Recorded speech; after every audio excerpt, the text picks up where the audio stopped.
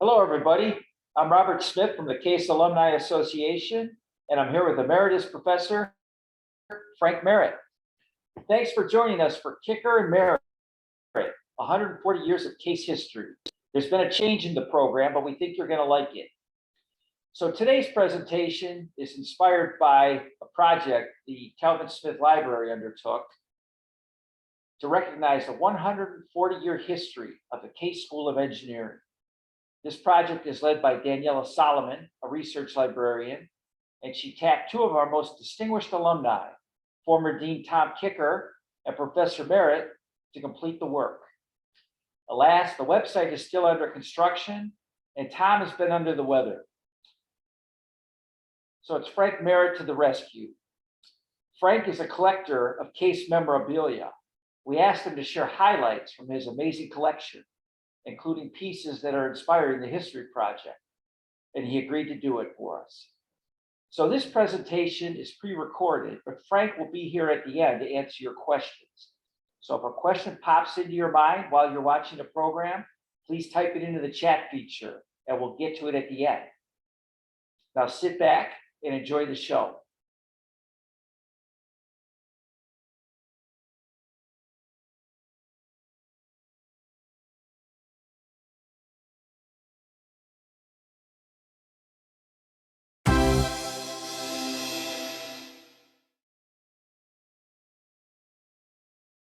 Frank, to get started, tell us a little bit about your collection and how this came to be.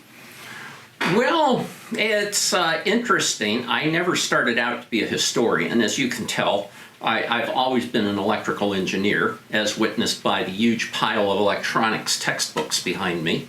But believe it or not, it was going to the CWRU book sale that got me initially interested in this stuff. I originally found two books, which I brought along, and if you're going to study case history, these are basically two of the most important books to have. From School to Institute by Deke Martin, the authoritative book, or the more authoritative book, is Kramer's Case Institute of Technology, a Centennial History. And this one is just an amazing amount of detail. But we started as Case School of Applied Science, became Case Institute of Technology, then we became Case Western Reserve University, and that's where we are today.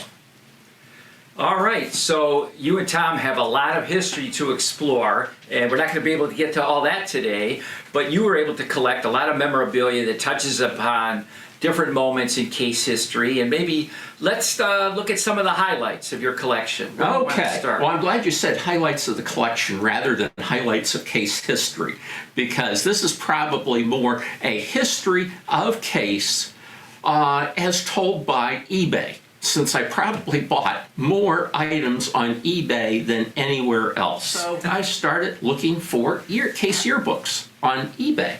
And I've actually accumulated about 70 yearbooks now. Wow. I'm missing 5. Okay. From the whole history, you're missing 5? Well, yearbooks? I stopped in 1972 because that was the year I graduated, and I figured there's nothing after that. Why not draw the line there? Yes. Yes. So here is the very, very first yearbook. And for those of you who are familiar with case yearbooks, this one's called the accumulator. Every other one was called the differential. For case, remember, I'm not doing Western Reserve, I'm not doing Mather, I'm just collecting on case here. So the accumulator, and that was followed for the rest of the years by the differential. The editor of the student paper said that they had so many complaints about the accumulator that they changed the name. Some of the easiest things to collect: yearbooks, and as I said, I've got 70 of those. Some of the other easy things to collect are photos. I think this is the earliest picture I have of the Case campus. This is Old Main, and you can tell that it's after the fire because the top is truncated, didn't have the tall peak. You can see a Delbert, Maine over there. And the thing that's really interesting is this shows that it's out in farmland. Yeah. There wasn't much out there. Not even Remember, trees. Case was built on farmland. It's interesting, you know, you would think collecting yearbooks would be pretty mundane, and they're all fairly similar. Sometimes you get a yearbook and it's signed by the person who owned the yearbook. Usually it's actually the grandparents and the kids are selling them off or getting rid of them. And they'll come with things like a commencement announcement, a program. From what year is that? This one is from, let's see, 1910. Interesting. 1910. In the very early days, they would actually read senior theses at the commencement. And that was okay when you were only graduating a couple people, but they shortly dropped that practice. I'll bet. Look at that. It's bound with string, isn't it? Yeah, these are great. It's amazing. It's still But together. you get some people that just do different things. And this comes from Harry Nelson, class of 1912. And what was really interesting about him is instead of coming with a program, it came with 2 belt buckles. What was that? And I'm still not sure. But what I found was really interesting is, Bob, lift these. There's some heft to that. Yeah, that feels like a good solid belt buckle. Yes. It says Case, of like course. something we'd make in ThinkBox today. Yeah, quite possible. Well, we'd probably do it with a 3D printer or something. Right, right. But try this one. Oh, nice and light. That's is that aluminum? I'm thinking that that was aluminum, and aluminum was becoming a significant industrial material. I halfway have at the back of my mind, you know, most people wouldn't make aluminum belt buckles, but I'm wondering if this was actually made in one of the Case labs. I have no proof, but I just speculate. Maybe that was like the cool material in that year, It 1913. easily could be, and it's a simple design that could easily have been cast. And were they giving those to freshmen or to graduates? Well, this would be, remember, these are coming from seniors as they're graduating. Oh, so like a graduation gift? Could be, or maybe they just kept it with it as a, you know, a very strong memento. Yeah. Oh. Don't forget this one.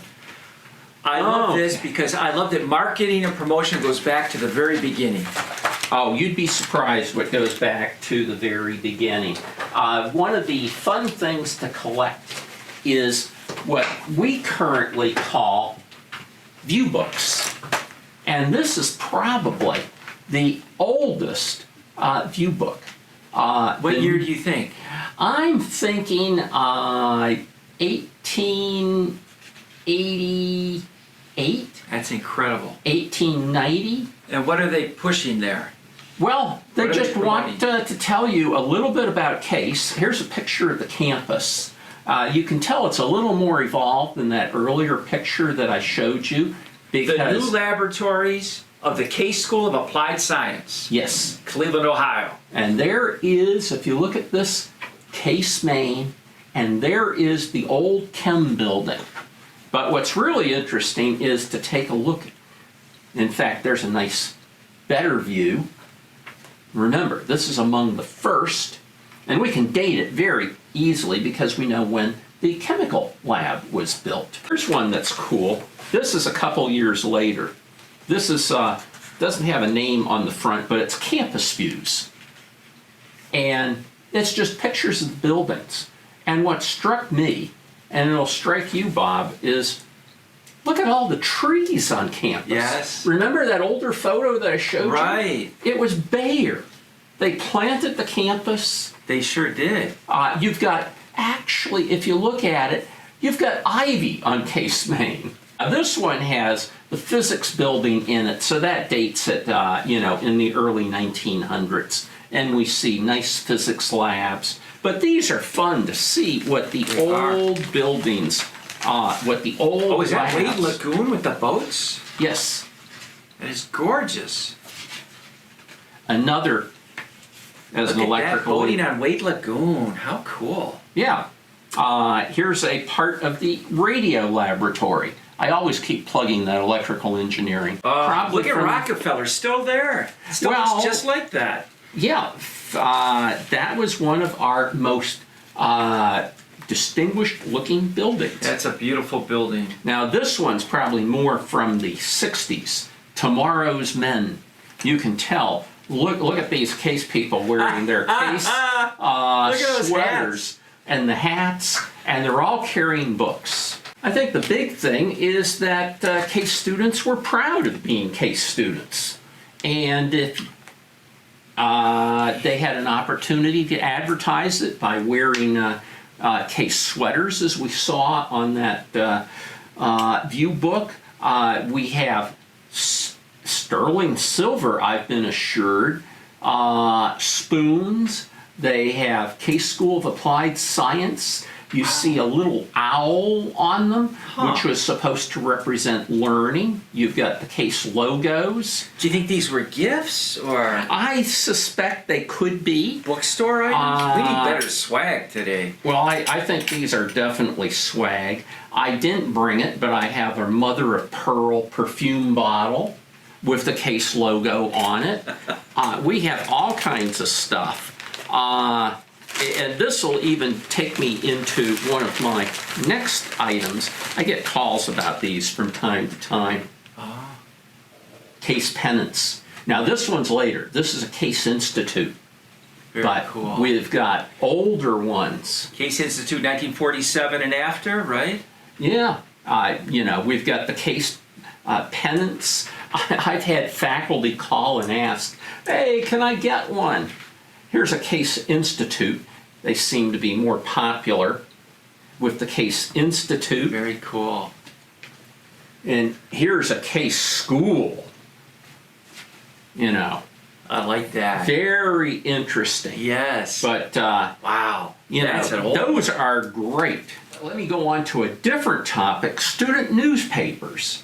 And this is probably something that most of you haven't run across. This is the Integral, which was the first Case student newspaper. And this one's actually one of the later issues. This is volume 2, December 1983. It turns out, wow. I picked up the rest of the first the first 2 years. 1983. It's a pretty hefty. Not 19. 18. 1893. Yes. Excuse me. Pretty hefty newspaper. Well, it was printed on glossy paper. And there's ads. Oh, the ads are great. But here is volume 1, number 1 of the Integral. And notice, by the way, that fascination. We had the Integral for the student newspaper. We had the differential for the student yearbook. We seem to be focused on calculus. 1893. Wade Park, livery, boarding, and sale stables, carriages for weddings and parties. Yes, we had bike ads, very common. And there were Cleveland bikes. Just like Cleveland was a big home of car manufacturers, apparently it was a big home of bicycle manufacturers. And as soon as you start reading the Integral, and as soon as you start reading, later we had the Case Tech. It published for years, and actually for those of you who listen to this, I want to also mention that all of the Case Techs have been scanned, and they're actually available online through the library. Well, that's and awesome. I use that a lot in my research of what some of these things actually mean. Okay. One of the more interesting things that I got was a student scrapbook. I picked it up on eBay, and this one is great.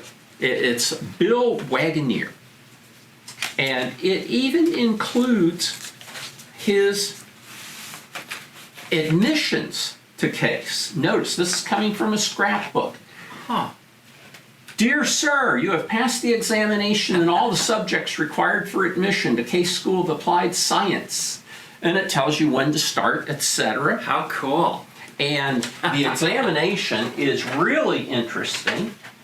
I didn't get this from him, but separately, Case gave its own exams.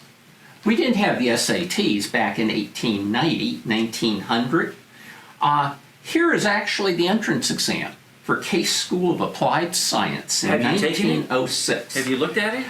There's parts of it I can't do. Really? Oh, yes. Well, you have to do German. There's a whole section in here in translate into English. All of this in German. Why? Translate this English into German. Well, German was a big language of the sciences, especially Yeah. chemistry. Okay. There were important publications in German. Oh, and my. it gets into the curriculum of Case, which you can also pick up tons of early catalogs. Yeah. And they will tell you what the classes were. And it's really interesting. The first year, the freshman and sophomore years, didn't vary that much from what we have nowadays. Okay, they didn't have a freshman programming course. But look, Bill Wagoneer has here his report card from his freshman year. How did Bill do? Well, he actually, in fact, on one of them, I think it is this one, it was signed a very good record. So he did very well. He got a grade of 79 in algebra, a 70 in English, an 86 in descriptive geometry. And you can see, first year was not even calculus, it was advanced math, algebra, geometry.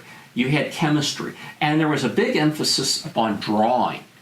Being able to sketch things. Okay. Being able to make engineering drawings. Okay. Remember, we didn't have computers back then. Right. Bill Wagoneer was quite an interesting guy. He later became an associate editor of the Case Tech.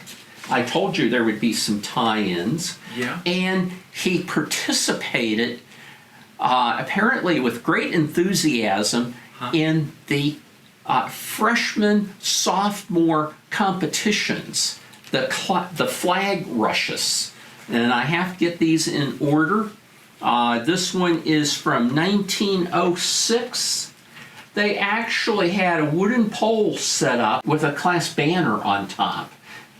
And I guess earlier, they actually had flags. But in these later competitions, remember, 1906, 1907 now is later, they were steel. Now, in fact, they actually described it very extensively in 1907, that the flagpole that held the flag, and there's a reason for that, the freshmen are going to try and capture that flag to take it away from the sophomores, which are guarding it. They used 8 bags of cement mixed with crushed stone and sand to base it. They reinforced it with wire.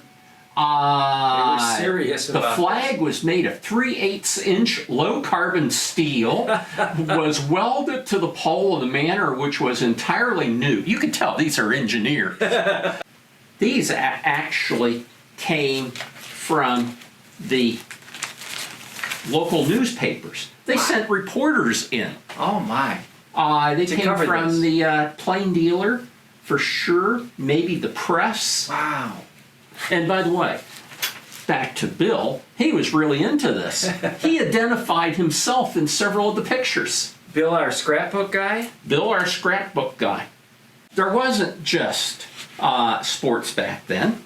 We had all kinds of clubs. Actually, one of the most famous, and it's been with us ever since, has been the Case Glee Club, starting in 1897. The oldest active student group at Case Western Reserve. Yes, well, you would have to say maybe the football team or the baseball team goes back a little okay. earlier, but it is, in terms of clubs, yes, it is the oldest, and I'm not quite sure how it relates remember, I keep mentioning I read the Integral a lot. Okay, and it's a great source. It actually says that there was an earlier Case Glee Club before 1897, but they didn't survive. I don't know anything about that one yet. But this is a great organization. Yeah, they were good then, they're good now. And again, it reflects the times. I think that there was a lot of attention paid to singing, to music. Okay. It was something that was very easy to do. Although doing it well is an entirely different story. Yeah. But it was extremely successful. And Bob, you look like you're ready to tell us about the new president. I saw in my new copy of the Case Alumnus that the Case Men's Glee Club has its first female president in 124 years. Isn't that something? And it's interesting, the members point out there's nothing in the bylaws that says members of the Case Men's Glee Club must be men. And so they had so Christine Pan, a fourth-year computer science and music double major, who sang tenor in high school, and she's the new president of the Case Men's Glee Club. That's great. The club was very good. People were passionate about it. Yeah. There's the famous Valentine's Day singing. Serenade, yes. Yes. I have to bring this song. Believe it or not, they had a recording contract. Cool, they cut an album. Well, if you believe the Case Glee Club history, I'm not sure about this. It says that they made 3 records, and I've only ever seen this one. So if you've got the second or third volumes, that's a real rarity. Let Professor Merat know. And infamous, not quite in the same period, the Case Songbook. I'm guessing that's more than the alma mater. It's 100 and some pages. Oh my. It was published in 1891. Wow. We have 150 pages, and it has the natural songs that you would expect. It was funded by the class of 1899. Wait, this school's 10 years old, they have a songbook.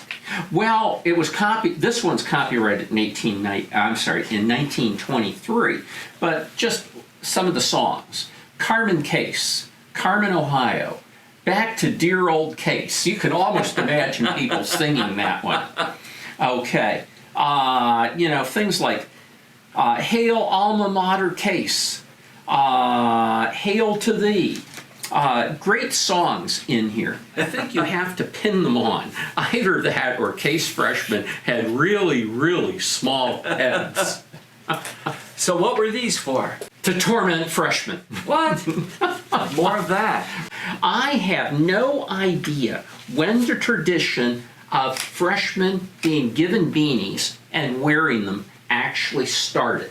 Well, look at this warning the freshmen got. This is pretty severe. That is from the 1922 yearbook, the differential. Freshman, warning. Get your class cap. These were also called class caps. At once. Wear it on all times on campus. Deaf to the defiant. Get off of the sidewalk when you see upperclassmen approaching and give them the right of way. Whoa. Don't forget to your sirs when addressing them. Oh my. And notice the Wade Park Pond mentioned at the bottom. Apparently, infractions were dealt with by being tossed into the pond. I heard about that. Yeah, and by the way, I have to thank Clarence May, class of 48, for his collection. He said they were all sitting in a drawer, and he didn't want them to go away. Nice job, Clarence. And apparently, one reason why there's not many out there is some years had a ceremony of burning the beanies in the spring, when they would no longer have to put up with this. Well, this went on for decades then, didn't it? 'Cause 43, 52. Well, I've talked to Paul Steffen, class of 64, And we sort of think that the beanie was dropped in fall of 1960, but if anyone's got a more accurate date, I'd love to hear it. The beanie went away. It was apparently a huge thing of culture. I just happen to have a pile of case texts, and for example, here's a picture of President Howe welcoming the freshmen. Notice at a drafting table. This is in 1926, and you have a freshman there wearing his beanie, rubbing his obviously sore behind, and a sort of little balloon up here thinking of a paddle. If you were caught without your beanie, you were paddled by the sophomores. Yes. The juniors and seniors seem to be above such things. Okay. Sure, the sophomores closer to the experience.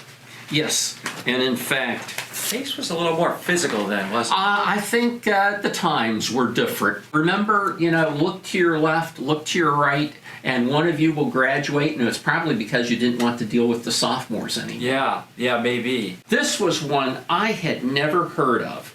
And Bob, you may display this a little bit. What is this? Well, according to the person I got it from, this is a flag that says CASE, C-A-S-E, Yeah. that flew in Municipal Stadium. Wow.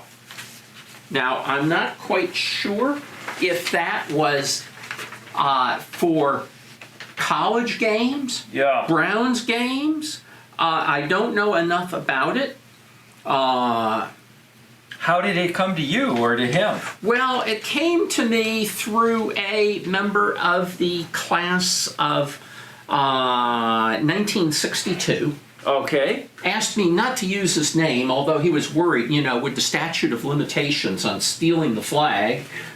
Remember, this was not acquired by legitimate means. So this was It at was Cleveland Municipal apparently- Stadium. As far as I can understand, Yeah. it was flying at Cleveland Municipal Stadium Okay. and was stolen by some enterprising students. Wow. Okay.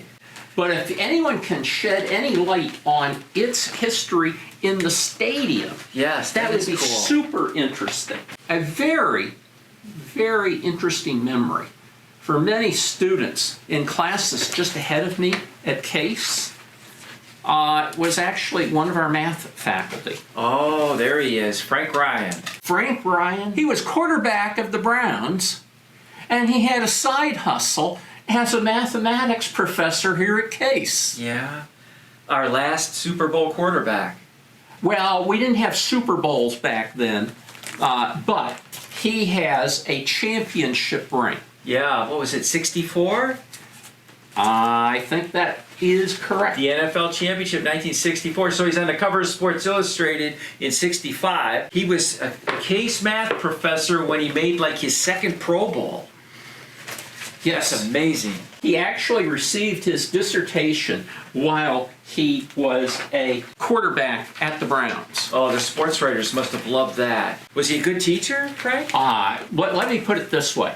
When the Case Alumni Association had a awards banquet, he came back, and all of the students of classes of the 60s were there with their advanced math books for him to sign them. Wonderful. They didn't bring in footballs for him to sign. They brought in their math books. I love that. I love the headline. How smart is too smart? Dr. Ryan of the Browns. And by the way, it turns out his dissertation was characterization of the set of asymptotic values of a function holomorphic in the unit disk.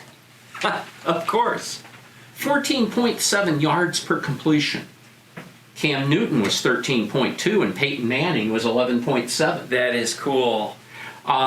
He did 29 touchdown passes in 14 games in 1966. Wow. Okay, you sports analytics guys. Yeah. Get to it. Yeah. Although that was second in Browns history to Brian Sipes' 30 in 1980, and he didn't come out and say it, but apparently his salary in 1964 was $20,000. Joe Namath just signed a contract for $100,000 that year, and I think that irked Frank a little bit. I'll bet. He had to come in and teach math every morning. Yeah, although if you talk to the students, apparently after, remember, the safety equipment then was not as good as it was now. Right, it doesn't and look like it. apparently you would come in a little beat up on Mondays. Now, Frank Ryan is someone that I don't think most of our students know about at all. And we've got the winningest Browns quarterback in Browns history as a faculty member. But I did pick up a few footballs. Sorry, couldn't afford his ring. Right. But a little one here, Frank Ryan, a generic one, NFL Champs 1964. And for the technical people out there, I've been told that this has invisible DNA certified and traceable ink on it to indicate that this is an authentic Frank Ryan signed football. But this was one of my first acquisitions on eBay. And I came across it by accident, but this is an actual now dedicated ball to Dwight Gill, who was a reservee, and he got the ball signed by Frank Ryan. All right. Best to Dwight Gill. Frank Ryan. Life wasn't just football. Life wasn't just even going to school. It wasn't even just song. Funny, we don't have any dance routines or dance clubs or anything then. We do now. But the War Service Record, Case School of Applied Science, World War I. Oh. This is a complete compendium of everyone who actually participated in some way. This may be with research contracts, this may have been enlisted, and it indicates the war dead in here. Oh. And I will remind the audience of the flag pole and the flag base, which is dedicated to our war dead down in front of Adelbert. Oh, okay. Down by the chapel. Yeah. But basically, Case took war very seriously, and all of this is happening. This is in the time frame of about 1917 to 1918. Okay. In March 1917, Case made military training compulsory, and football went away and was replaced by military drill. Oh. Okay. In April 1917, America entered the war, and students left campus immediately to enlist.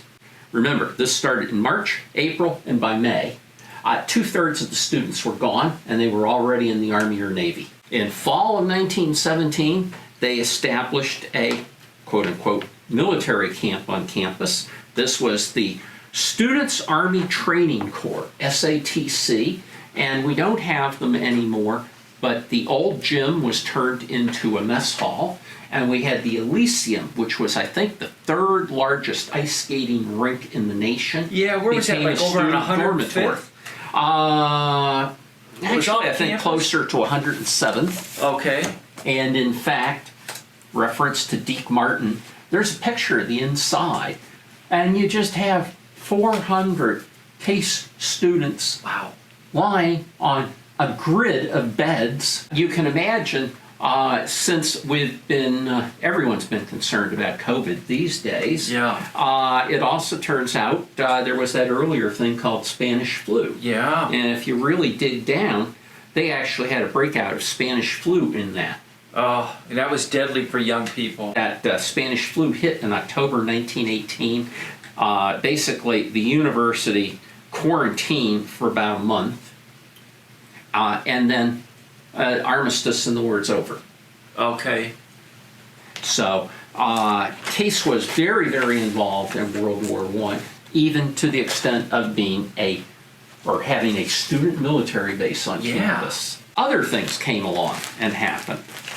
Okay, and obviously we've got World War II coming up. Yes. But I'm going to start just a little bit before that. Case started an evening program. This is in 1940, 41, 42, and you can bet, why did we have a evening program? Remember, Hitler invaded in 1939 Poland, and you had Pearl Harbor in 1941. All of these are in response to producing many, many more engineers faster. We've been talking about Case School of Applied Science, a little bit of Case Tech. There's a whole lot of other things that have happened since then. One of the things that we haven't mentioned much, computers. Oh, those punch cards. Oh, and I've got Our alumni remember those. I've got Chi Corporation here, CWRU. I think someplace I have some Case punch cards. Yeah. I was a TA in the programming lab my freshman year, sophomore year. One of my favorite possessions, a drum from an IBM 026 card punch. This is what was used to, for example, print what you typed across the top of the card in this big, heavy, clunky, noisy machine. Now, I didn't collect a 026 card punch, but even this is pretty heavy. It is. Wow. Heavy as a brick. Yes, yes. And for anyone that is interested, this will probably be coming to you in the future through the CAA. I have a lecture by Fred Way on the story of early computing at Case. And he talks about the early days when he was hired by Keith Glennon, when they got the IBMs, when they were first bringing computers on campus. He'll talk about Don Knuth. It's a great thing. I'll bring out this, my disorientation handbook, produced by the CWRU Strike Committee community in 1970. Remember, we had all of the big anti-war demonstrations and stuff going on. We had the shooting at Kent State. This would have been in the summer after that. And this, it sounds strange, but actually it was just a student guide for students anywhere in University Circle. Like where to eat and drink and shop? Well, how do we grow up? How do we live around here? Hessler community, alternative to dorm life, where to shop for food and household items. Interesting. But great artwork in it. Here's one you might not believe, from 1971, Pink Floyd in Emerson Gym, just right in the next building over. And I can't believe this, but there is a video of that concert on YouTube. So I didn't believe that either, and I went and looked, and sure enough, it's there. And there's all kinds of commenters from Pink Floyd fans talking about the quality of the tape. And it was the early day of Pink Floyd because they hadn't come into the mainstream. Yeah. And they were touring college campuses. Okay. And I think they were at Bowling Green the night before they were at Emerson. Interesting. All right. There's all kinds of stuff that went on in later years. This is sort of one of my favorites right here. I picked this one up more recently, and it's a bottle of Maker's Mark whiskey. And it's really interesting. You can go to the distillery, you can get these little bottles, you can dip them in to get the characteristic wax seal. But here's the cool thing. Bill Samuels, it's autographed. Bill Samuels, CIT class of 62. He got his degree in aerospace engineering. Yeah. Went to Berkeley, got his master's in aerospace engineering, and then I believe it was that he went to Aerojet General. And the story was, every rocket that he worked on blew up. So he was so disillusioned, I guess he quit, came back to Tennessee and Kentucky, had a talk with his father who convinced him, I think it was, to go to Vanderbilt to get a law school, and he took over a distillery that his father had originally bought in the 50s to be a retirement project. And guess what? I suspect if you're into any alcoholic beverages, you may have heard of Maker's Mark. Yeah. But just think, that was produced, well, it wasn't really produced, but it was certainly marketed by a Case alum. We've got tons of great stories. I sort of like Bill Wagoner's scrapbook. I like Bill's. I like Bill's signature and profession that he switched from engineering to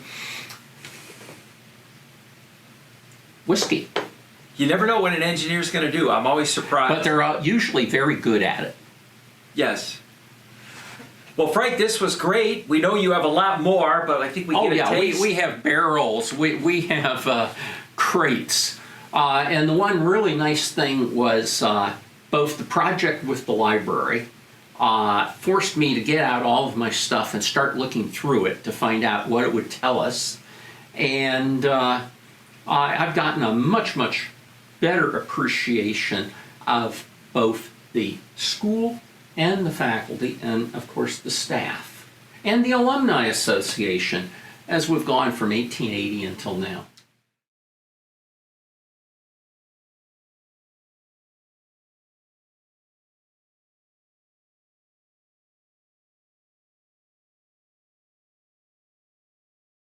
Okay, we're back with you live here, and we have some questions to answer.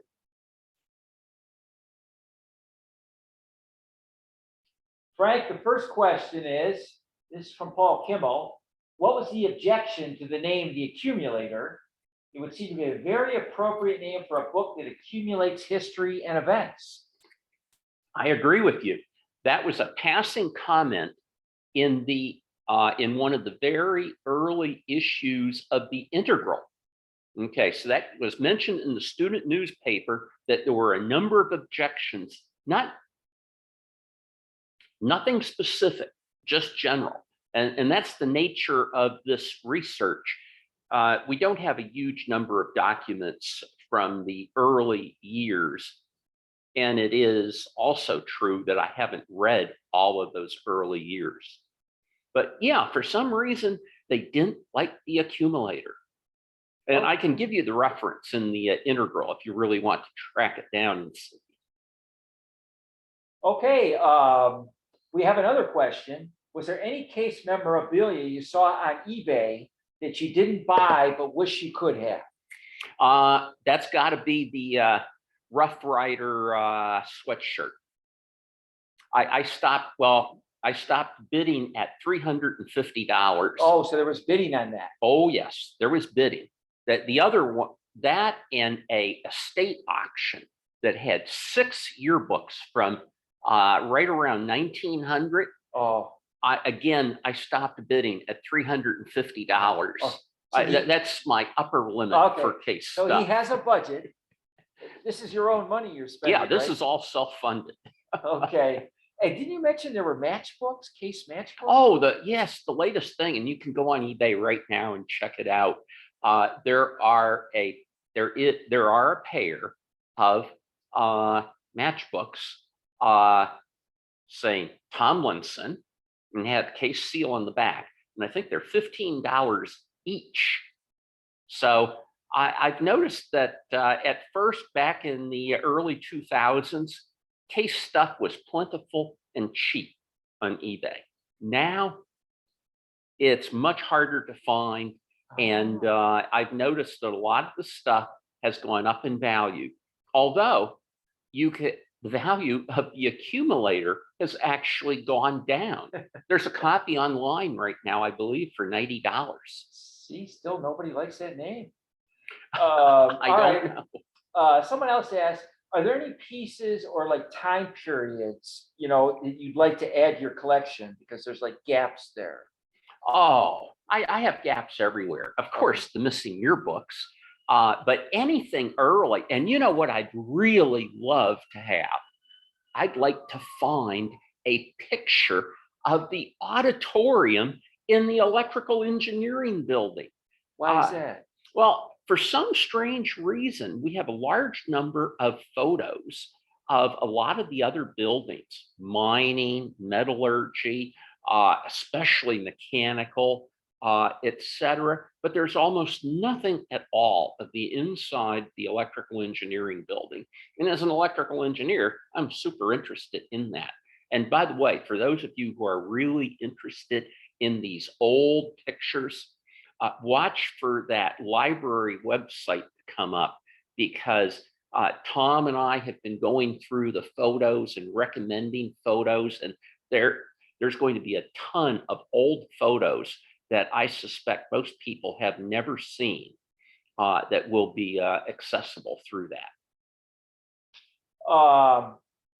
We just have a comment from Ingrid Savinskas.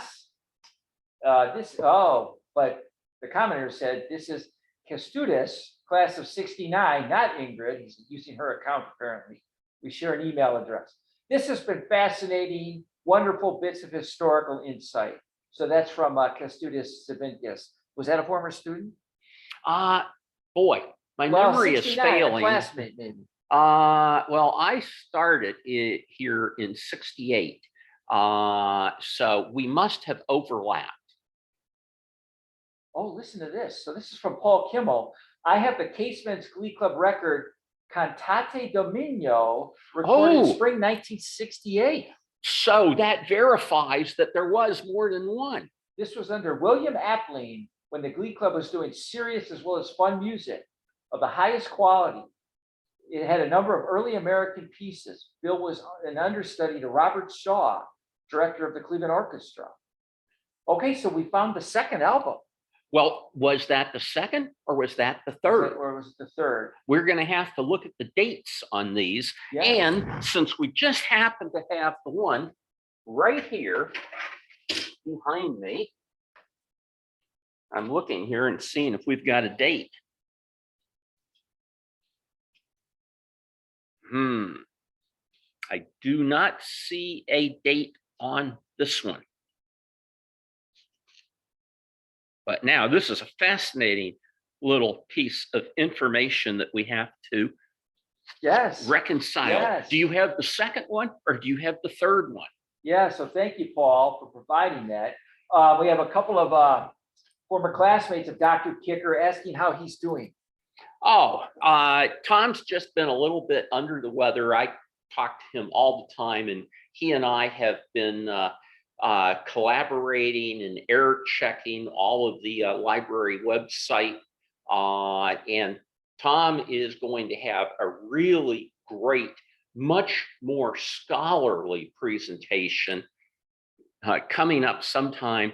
I don't know when we'll broadcast it and make it available to the alumni, but he's going to go through the presidencies, the first 4 presidents of CASE and all of their accomplishments. And it's really fascinating. I'll give you a trivia question right now. Which former CASE president walked across the United States?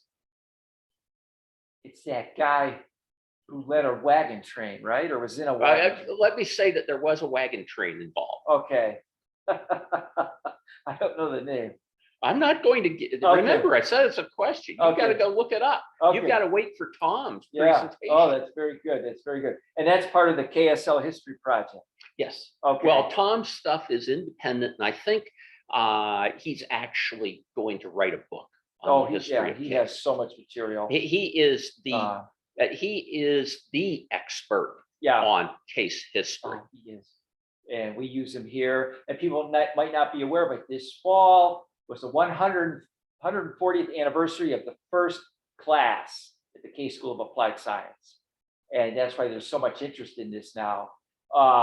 Another viewer asks if any of these souvenirs of yours, Frank, the memorabilia, will be on display anywhere where people could see it.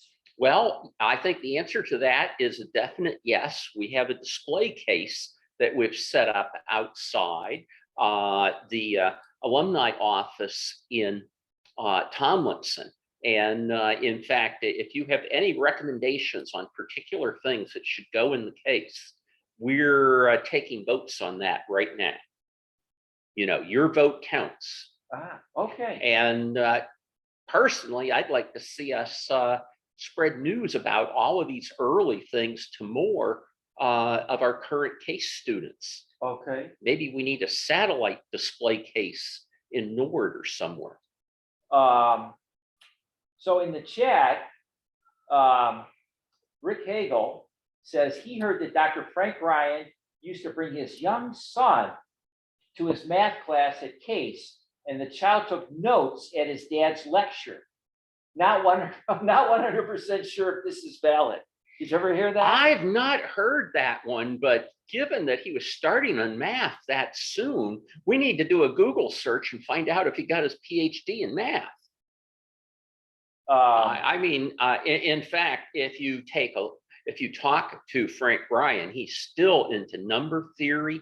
I guess he's really big into prime numbers.